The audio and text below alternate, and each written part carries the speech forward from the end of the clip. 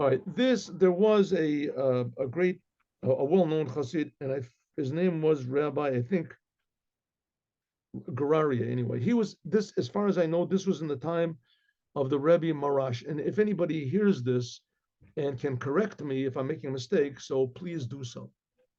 You can do so. I think it was anyway. So a bunch of different Hasidim were sitting around from different Rebbes. Now in Hasidut, there's a big difference between the different, especially between Chabad and the rest, but also between the different types of Hasidim. There's especially, tens, even more. There used to be a lot more before the Second World War when they all got wiped out. But they used to have very great and holy leaders that each one had a different sort of personality and a different sort of an approach to Judaism, and they would gather their Hasidim together, and there are other, and they would each one would stress prayer more, one would stress charity more, one would stress learning Torah more, one would have his own way of giving over ideas of Torah. Anyway, that some would dress, they would dress a little bit different. So one day, and a lot of them, of course, were businessmen. They were all, so one day they're all sitting together, a group, a large group. Each one was like from a different group of Hasidim. And one of them was this Hasid of the Rebbe, if I remember correctly, it was the Rebbe Marash, the fourth Rebbe of Chabad. And one told an amazing story about how the Rebbe told him to invest in something that he would have never dreamed of, and he did so, and he made a fortune. Another one told a story about how he lost all of his money that he had. It was all stolen from him. And the Rebbe gave him amazing advice and where the money was found, and he went with the police and he found the money. Another one had said that his Rebbe gave him advice to move his business from one city to another, one building to another, and right after he did, the building where he was burned down. So they asked the Chabad, this Rabbi Gararia, what about you? He said, my Rebbe told me to invest a fortune, or all of his money. I don't know if it was all of his money or most of his money, or he had to borrow money in something.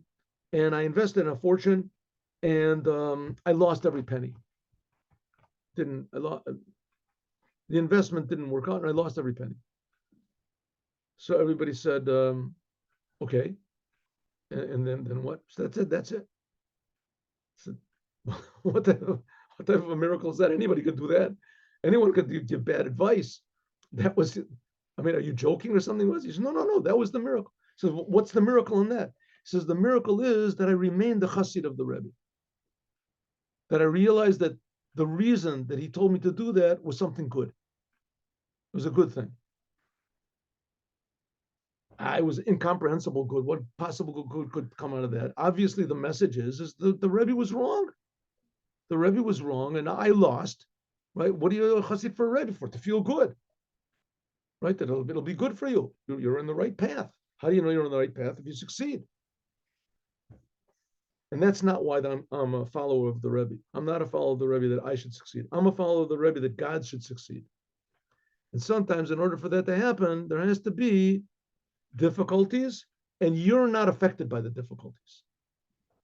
So that's the miracle.